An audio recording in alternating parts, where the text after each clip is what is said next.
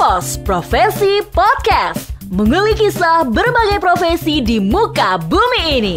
Hai Sobat RRI, bersama saya Kartika. Saat ini kita berada di Propos Profesi Podcast. Dan di saat ini saya bersama dengan Pak Tamsil, pemadam kebakaran dari unit Ratulangi. Kita mau tahu lebih banyak nih pengalaman-pengalaman dari petugas kebakaran itu seperti apa, seberapa mendegangkannya harus memadamkan api pada saat bertugas. Pak Tamsil. Iya Mbak. Ya, kita mau tahu nih Pak Tamsil sudah berapa lama nih sebagai petugas pemadam? Dari 2009, 15 sampai 16 tahun. 15-16 Iya. tahun. Itu alasan pertama Pak Tamsil menjadi bergabung sebagai petugas kebakaran apa nih Pak Tamsil? Iya, sebenarnya kan dulu waktu kita kecil itu kan suka nonton ini superhero. Wah, Iya. iya. Kan disuguhi film-film yang sifatnya pahlawan, yang dekat dengan itu kan paling pemadam dan pekerjaan polisi, TNI dan itu. Benar. Ya, kebetulan ada rekrutmen di pemadam ya, dicoba di pemadam. Oke, dan langsung itu pada saat mendaftar Iya. langsung diterima prosesnya gitu ya. Nah, ini pada saat bertugas itu sesuai tidak dengan ekspektasi Pak Tamsil? Wah, ini superhero nih, saya Iya. sudah jadi anggota pemadam. Ya, awalnya kan kita mengira bahwa kan dari luar mungkin dilihat tidak berbahaya. Iya, benar. Iya, pas masuk di dalam, wah ini sangat berbahaya ternyata. Ada di ruang gelap, penuh asap, kemudian ada api, itu kan berbahaya. Apalagi orang semua ketakutan, orang semua berlari, kita yang Kita masuk ke iya api. mau tidak mau, suka tidak suka harus beranikan diri untuk selamatkan orang. Nah, itu pertama kali Pak Tamsil bertugas, apakah langsung ditugaskan atau ada pelatihannya dulu nih Pak Tamsil? Ada pelatihannya. Itu pelatihannya seperti apa? Ya, kita kan di basis dulu untuk dibekali cara memadamkan, cara berpakaian dan yang lain-lain. Nah, kalau di sini kan memang ada diklatnya juga. Nah, walaupun kita di awal dikasih pendidikan dasar, pas kita lagi masuk beberapa tahun, dibekali lagi pelatihan. Nah, ada yang pelatihannya di sifatnya internal di kantor, di damkar itu sendiri, ada juga yang di luar daerah atau di tempat lain. Ya. Jadi tidak langsung bertugas diterima jadi pemadam, langsung disuruh madamin api gitu ya? Ya, paling kalaupun kita baru, paling kita bagian ini atur selang. Oh, itu Iya. itu yang tahap pertama nih. Kalau Iya. misalnya jadi pemadam itu apa dulu nih sebelum langsung masuk ke dalam rumah yang kebakaran itu? Ya kan masing-masing kan ada tugas dan tanggung jawabnya. Yang bagian depan kan yang bagian fermen, yang bagian pegang nozzle atau pipa pemancar itu kan yang bagian depan, yang memang berbahaya, yang bersentuhan berdekat dengan api, asap dan sebagainya. Nah, ada kan juga yang bagian di luar, bagian operator, ada yang mengendalikan selang. Ya, dia kan tanggung jawabnya mengatur selang. Kalau Kak Tamsil sekarang bertanggung jawab sudah Saya ini kepala regu. kepala regu. Iya, saya mengelola satu regu. Ketika ada kebakaran, saya bertanggung jawab satu regunya untuk memadamkan dan setelahnya. Jadi mengawasi semua item-item itu ya. Oh, Kak Tamsil, saya nih penasaran. Beberapa di media sosial kan juga ada tuh biasanya katanya susah untuk apa sih mengendalikan selang pemadam yang sudah terbuka gitu. Iya. Nah, itu memang sesusah itukah atau seperti apa nih? Nah, itulah yang ada pelatihannya di awal. Kita kan memang ada tekniknya, caranya untuk bertahan, kapan kita bertahan, kapan kita menyerah, tergantung juga tekanan airnya.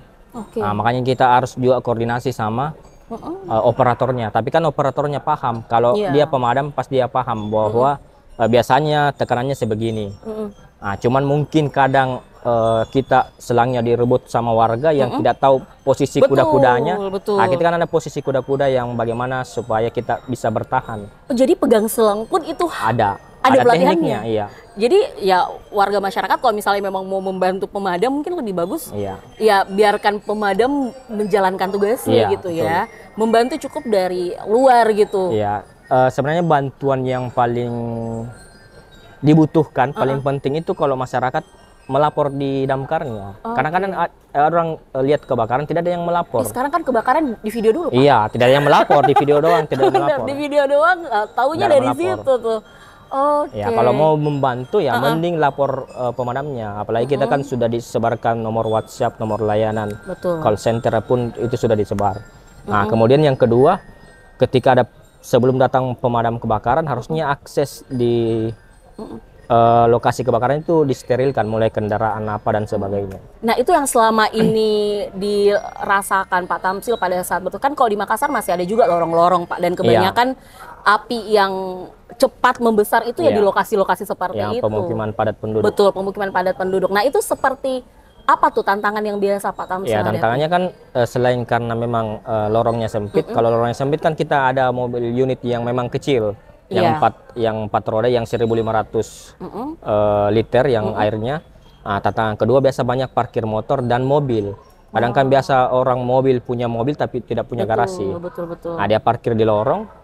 Ini kan sudah ada informasi, harusnya tadi bantuan yang paling tepat ketika ada informasi atau sudah lihat di sekitar situ ada kebakaran, harusnya disterilkan ini jalanan untuk kami. Jadi masyarakat ada baiknya membantu di situ gitu, memberikan tempat untuk pemadam gitu ya, supaya bisa lebih cepat memadamkan api.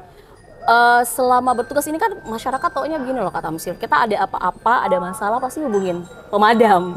Pemadam serba bisa gitu.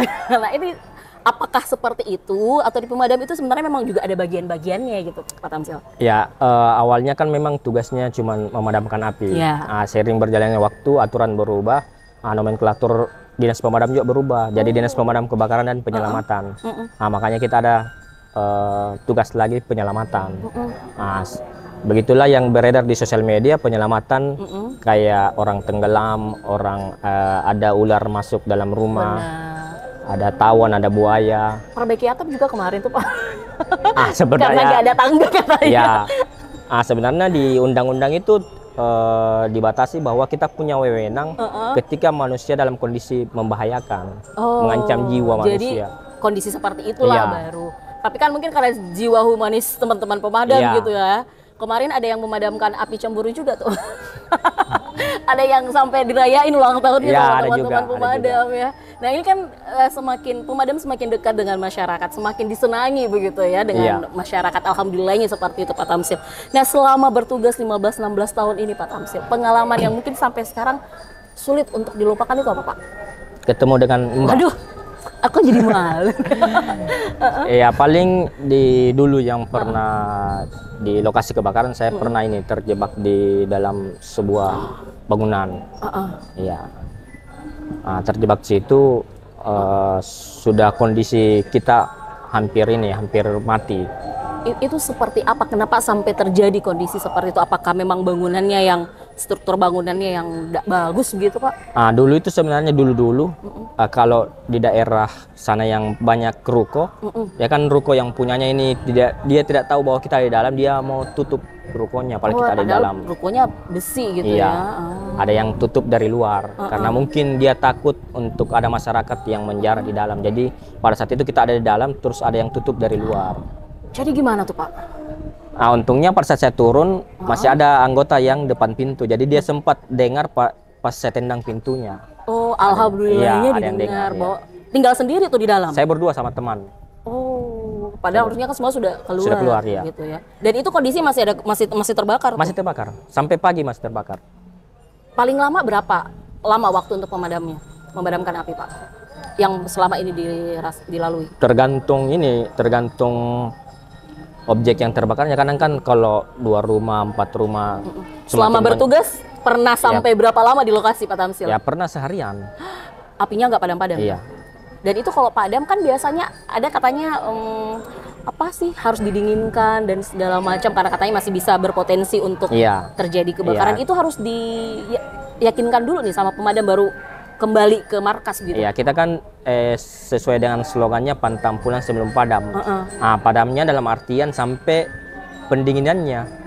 Padam kan belum tentu ini, masih ada suhu panasnya. Kan jangan sampai udah nggak ada api, tinggal asapnya aja gitu ya. Tapi kan masih tinggi suhu panasnya. Kapan kencang, anginnya kencang, kemudian banyak benda yang bisa dibakar itu terbakar kembali. Makanya kita akan diinginkan sampai diurai sampai betul-betul tidak ada asapnya. Seperti itu. Mas Tony, ini kan pemadam kebakaran ini salah satu pekerjaan yang punya resiko tinggi, di mana semua orang menghadapi bahaya langsung, istilahnya seperti itu ya. Tanggapan keluarga seperti apa Pak? Kebetulan juga keluarga saya ketemu jodohnya di sini, ya jadi mungkin dia paham tentang pekerjaan saya. Jadi dia sudah gitu terbiasa bahwa saya pergi ini menyelamatkan, ya ada resikonya. Tapi kan pasti ada khawatirnya juga kan? Nggak ada khawatir. Nggak romantis istrinya, nggak ada romantisnya. Terakhir nih, Iya. Pak Tamsil. Sebelum dulu kan bercita-cita karena jadi superhero nih. Sebelum memutuskan untuk menjadi pemadam kebakaran, kira-kira kalau nggak jadi pemadam, sekarang Pak Tamsil mau jadi apa nih? Saya dulu cita-citanya ini mau jadi kerja di perusahaan, kantoran, kantoran gitu ya. Ya karena kan keren pakai dasi, pakai jas itu kan. Tapi keren juga nih Pak pakai setelan nih. Apalagi Iya. kalau di lokasi pakai APD-nya gitu ya. Iya. Ada juga orang bilang begitu. Tapi itu yang diinginkan mungkin Ya, kalau dulu. jadi pemadam. Iya. Jadi kerjanya kantoran gitu ya. Baik, Pak Tamsil, terima kasih Siap, bersamaannya makasih. dengan RRI. Semoga ini juga bisa menginspirasi teman-teman di luar sana yang punya jiwa tinggi gitu ya, ingin membantu sesama. Kemudian yang mau juga nih bergabung menjadi pemadam kebakaran seperti Pak Tamsil ya. Ini bisa menjadi salah satu inspirasinya juga nih untuk bergabung dengan tim pemadam kebakaran gitu ya, Pak Tamsil. Terima kasih. Siap, makasih. Pak Tamsil bersamaannya, dan kita akhiri Propos hari di. Assalamualaikum warahmatullahi wabarakatuh. Bye-bye. Propos Profesi Podcast, mengulik kisah berbagai profesi di muka bumi ini.